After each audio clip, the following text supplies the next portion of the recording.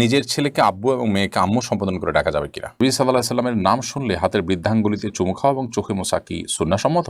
ছোটকালে স্কুলের বন্ধুদের দেওয়া পূজার নাড়ু খেয়েছি, এদিকে আমার গুনাহ হয়েছে, এখন আমার করণীয় কি? মসজিদে শুয়ে থাকা বা ঘুমানো যাবে কিনা? মেয়েদের চুল কাটলে কি গুনাহ হবে? ঘুষ দিয়ে চাকরি নিলে সারা জীবনের ইনকাম কি ঘুষের টাকার মতো হয়ে যাবে? ভুল করে অনেক দিন ধরে মনে মনে শিরকি কথা বলে ফেলি, আল্লাহ পাকের সম্পর্কে খারাপ কথা বলি, আমার মুখ নিয়ন্ত্রণ করা অনেক কঠিন হয়ে গেছে, এ থেকে বাঁচার উপায় বলবেন কি? এতিম শিশু দত্তক নেওয়া সম্পর্কে ইসলাম কি বলে? তাদের সন্তান আছে এমন নয় যে বাচ্চা হচ্ছে না। চলুন তাহলে আর বিলম্ব না করে আপনাদের প্রশ্নের উত্তর দেওয়ার আলোকিত ভবনে আমরা প্রবেশ করি এবং শুরু করি আমরা প্রশ্নোত্তর দেওয়ার পালা। সাবিহা শান্তা আপনি লিখেছেন, মেয়েদের চুল কাটলে কি গুনাহ হবে? মেয়েদের চুল যদি কেটে আপনি ছেলেদের মতো করে ফেলেন বা কোনো ফাসিকা নারীর সাথে চুল কেটে তার আদলে তার স্টাইলে চুল রাখেন, তাহলে সেটা নিষিদ্ধের আওতায় পড়বে। এছাড়া এমনিতে চুল অনেক বড় হয়ে গেছে, একটু কাটলেন, তো এটা নিষিদ্ধ নয়। উম্মাহাতুল মুমিনিনদের থেকে চুল কাটা বিষয়ে প্রমাণিত আছে। কিন্তু এর মানে এই না যে ওই যে বললাম চুল কেটে আপনি পুরুষের মতো করে ফেললেন, যে নারী পুরুষ আলাদা করার কোনো সুযোগ নেই, অথবা আপনার কোনো ফাসেকা নারীর চুলের স্টাইল আপনি ধারণ করলেন, সেরকম যদি হয় তাহলে সেটা নিষিদ্ধের আওতায় পড়বে। কারণ মান তাশাব্বাহা বিকওমিন ফাহুয়া যে ব্যক্তি কোনো জাতির সাদৃশ্য গ্রহণ করে সে তাদের অন্তর্ভুক্ত হবে। তাছাড়া নবী সাল্লাল্লাহু আলাইহি ওয়াসাল্লাম বলেছেন, লাআনাল্লাহুল মুতাশাব্বিহাতা মিনান নিসাই বির-রিজাল, যেসব নারীরা পুরুষদের সাথে বিভিন্ন তাদের আচার আচরণ, তাদের কাজকর্ম, পোশাক আশাক ইত্যাদিতে কোনো পুরুষের সাথে সাদৃশ্য গ্রহণ করে সে তাদের অন্তর্ভুক্ত হয়। অতএব সে জিনিসটা যেন না হয় সেটা খেয়াল রাখতে হবে। এটা খেয়াল রেখে আপনি যদি চুল কাটেন, খুব বেশি লম্বা হয়েছে, আপনি চুলের কিছু অংশ কাটলেন, তাহলে সেটা নিষিদ্ধের আওতায় পড়বে না ইনশাআল্লাহ। তার নারুজ্জামান সরকার এআইডি থেকে আপনি লিখেছেন, ঘুষ দিয়ে চাকরি নিলে সারা জীবনের ইনকাম কি ঘুষের টাকার মতো হয়ে যাবে? না, ঘুষের টাকা দিয়ে, ঘুষ দিয়ে যদি চাকরি নেন, চাকরিটা যদি হালাল হয় তাহলে আপনার সারা জীবনের ইনকামটাই হারাম হয়ে যাবে, এটা সেরকম না। তবে ঘুষ দিয়ে চাকরি দিয়ে যে অন্যায় করেছেন সেটুকু আপনি হারাম কাজ করেছেন এবং তার জন্য আল্লাহর কাছে আপনাকে তওবা করতে হবে, ইস্তেগফার করতে হবে এবং গুনাহ থেকে বেরিয়ে আসার জন্য চেষ্টা করতে হবে। পরবর্তী যেন আর কখনো না হয় ভুল, সে চেষ্টা করতে হবে। কিন্তু পরবর্তীর উপার্জনগুলো আপনার এর কারণে সবগুলো হারাম হয়ে যাবে না। মাসুম রানা লিখেছেন, ভুল করে অনেক দিন ধরে মনে মনে শিরকি কথা বলে ফেলি, আল্লাহ পাকের সম্পর্কে খারাপ কথা বলি, আমার মুখ নিয়ন্ত্রণ করা অনেক কঠিন হয়ে গেছে, এ থেকে বাঁচার উপায় বলবেন কি? ভাই মাসুম রানা, এরকম সমস্যার কথা আমি আরও অনেকের কাছ থেকে শুনেছি। এগুলোর জন্য প্রথমত আপনি কোনো ভালো মানসিক ডাক্তার দেখাবার চেষ্টা করেন। দ্বিতীয়ত, অনেক সময় নানা রকমের ব্ল্যাক ম্যাজিকের কারণে এই ধরনের সমস্যা হয়ে থাকে। আমি আপনাকে অনুরোধ করব যে ভালো কোনো রাকি সেরাই ঝাড়ফুঁক যিনি করেন এরকম কারোর শরণাপন্ন হবেন। অনলাইনে বিভিন্ন রুকিয়ার গ্রুপ আছে, সেই সমস্ত গ্রুপগুলোতে আপনি বিচরণ করতে পারেন এবং সেগুলো থেকে আপনি পরামর্শ নিতে পারেন। বিশেষ করে এই জাতীয় আপনার ঈমান নষ্ট হওয়ার জন্য সেহের বা ব্ল্যাক ম্যাজিক করা হয়, নিজের নিয়ন্ত্রণের বাইরে মানুষ চলে যায় এবং বুঝতে পারে সে অন্যায় করছে। তো এগুলোর জন্য আপনি রুকিয়ার আশ্রয় নেবেন। আর অনেক সময় হয় কি, এগুলো মনে মনে শুধু আসতে থাকে, মনে মনে আসাটা মানসিক সমস্যা, মুখে উচ্চারণ হয়ে যাচ্ছে, সেটা সেহেরের চূড়ান্ত পর্যায়ে হওয়ার আশঙ্কা আছে। তো সেটা রাখিয়ে ভালো বলতে পারে, তাদের সাথে আপনি যোগাযোগ করতে পারেন। কিন্তু মনে মনে যদি এই সমস্ত জল্পনা কল্পনা আসে, সেটাকে আপনি খুব বেশি সিরিয়াসলি নেওয়ার কোনো কারণ, অর্থাৎ এর কারণে আপনার কোনো গুনাহ হবে না, কারণ আপনি ইচ্ছাকৃত এটাকে এনে বিশ্বাস করছেন, এটাকে লালন পালন করছেন, নিজের মধ্যে ধারণ করছেন, ব্যাপারটা সেরকম না। এটা এসে যাচ্ছে, শয়তান আনছে। সাধারণত এরকম পরিস্থিতি তৈরি হলে বাম দিকে 3 বার প্রতীকী থুতু, প্রতীকী থুতু মানে হলো থুতু ফেলার মতো করে 3 বার ফেলবেন বামে, থুতু নয়, জাস্ট প্রতীকী ফেলার মতো করে আপনার থুতু করবেন এবং সেই সাথে আমানতু বিল্লাহি ওয়া রাসূলিহি পড়বেন এবং আউযু বিল্লাহি মিনাশ শাইতানির রাজীম এটা পড়বেন।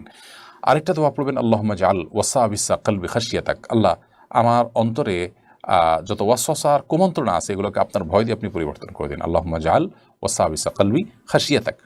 এভাবে আপনি আল্লাহ তাআলার কাছে দোয়া করবেন। তাহলে আমরা 3টি আমলের কথা বললাম, প্রতীকী থুতু ফেলা, আউযু বিল্লাহি মিনাশ শাইতানির রাজীম পড়া এবং আমানতু বিল্লাহি ওয়া রাসূলিহি, আল্লাহ এবং তার রাসূলের প্রতি আমি ঈমান আনলাম, এই কথা বলা। এই আমলগুলো আপনি করবেন, ইনশাআল্লাহ আল্লাহ তাআলা আপনাকে হেফাজত করবেন। সুমাইয়াত নুসরাত আপনি লিখেছেন, এতিম শিশু দত্তক নেওয়া সম্পর্কে ইসলাম কি বলে? তাদের সন্তান আছে এমন নয় যে বাচ্চা হচ্ছে না। এতিম শিশু দত্তক নেওয়া খুব ভালো কথা, কিন্তু সেটা উদ্দেশ্য হবে আপনার সন্তানকে উপকার করা, তার অভিভাবকত্ব গ্রহণ করা। যেমন যে সন্তান আছে বলেছেন আপনি, বাচ্চা হচ্ছে না এরকম না, যে তাদের সন্তান আছে তারপরে এতিম শিশু দত্তক নিয়েছে, এটা খুবই প্রশংসনীয় কাজ, এটাই হওয়া উচিত। সাধারণত আমাদের সমাজে দত্তক কারা নেয়? যাদের সন্তান হয় না তারা এতিম শিশু বা গরিব অসহায় শিশুকে দত্তক নিয়ে থাকে। আল্লাহ তাআলা আমাকে শিশু দিয়েছেন, সন্তান দিয়েছেন, আমি সন্তানের বাবা মা আছি, এরপরে আবার আমি আরেকটা সন্তান দত্তক নিব, এটা মানুষ সাধারণত করে না আমাদের দেশে। অন্যের সন্তান দত্তক নিয়ে নিজের মা বাপ ডাক শুনতে চায়, নিজের পরবর্তী বংশধর হিসেবে তাকে স্টাবলিশ করতে চায়, এগুলো আমাদের প্রয়োজনে করি, এগুলোতে সব এর আশা করা খুব দুরূহ।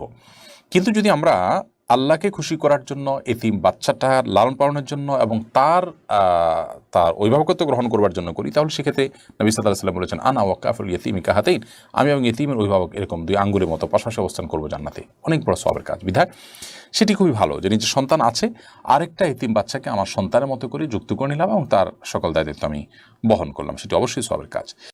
NH নাহিদ আপনি লিখেছেন, নবী সাল্লাল্লাহু আলাইহি ওয়াসাল্লামের নাম শুনলে হাতের বৃদ্ধাঙ্গুলিতে চুমু খাওয়া এবং চোখে মোছা কি সুন্নাহসম্মত? দেখুন, এ বিষয়ে আমাদের অনেক ভাইরা নানা রকমের দলিল প্রমাণ ইত্যাদি হাজির করেন।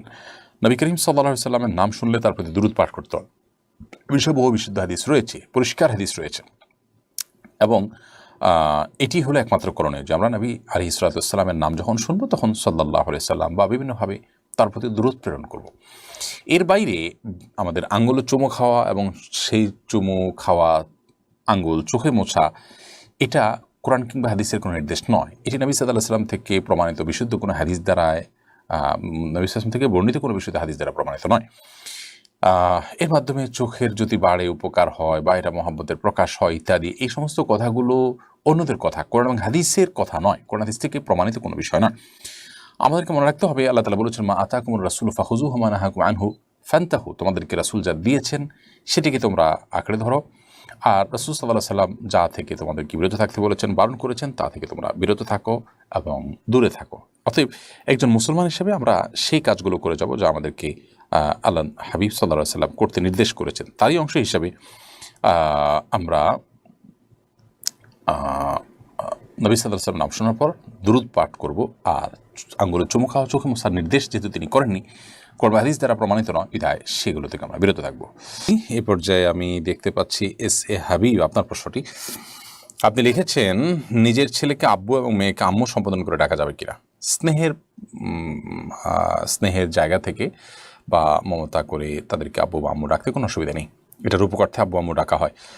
আব্বু আম্মু ডাকার মানে এই না যে আমার কাগজে কলমে জন্মদাতা পিতা বা মাতা হিসেবে তাদেরকে ঘোষণা দিলাম, এরকম তো আর কেউ করে না। অতএব স্নেহের বসে তাদেরকে আব্বু কিংবা আম্মু ডাকাতে কোনো সমস্যা নেই। আশিক মোল্লা লিখেছেন, ছোটকালে স্কুলের বন্ধুদের দেওয়া পূজার নাড়ু খেয়েছি, এদিকে আমার গুনাহ হয়েছে, এখন আমার করণীয় কি?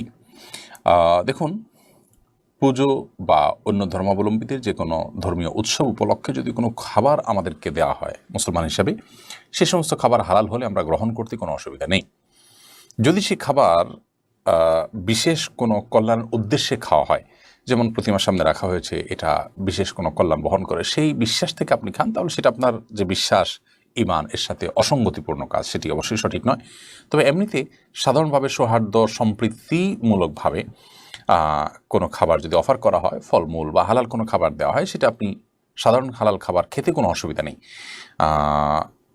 এর মধ্যে শরিয়ার বিশেষ কোনো নিষেধাজ্ঞা যদি যুক্ত হওয়ার মতো কিছু না থাকে, তাহলে সেক্ষেত্রে সাধারণ হালাল খাবার উৎসব উপলক্ষে দিলে সেটি নেয়াতে বা খাওয়াতে কোনো অসুবিধা নেই। এবং এ বিষয়ে আলী রাদিয়াল্লাহু তাআলা আনহু এবং আয়েশা রাদিয়াল্লাহু তাআলা আনহা আরও সিনিয়র অনেক সাহাবীদের আমল একেবারেই পরিষ্কারভাবে আমাদের কাছে রয়েছে, যে তারা বিভিন্ন ধর্মের অনুসারীদের দেয়া আপনার খাবার, হালাল খাবারগুলো তারা গ্রহণ করেছেন তাদের উৎসব উপলক্ষে, এমনকি অগ্নিপূজকদের উৎসব উপলক্ষে পর্যন্ত তাদের খাবার গ্রহণ করার কথাও কিন্তু আমরা জানি।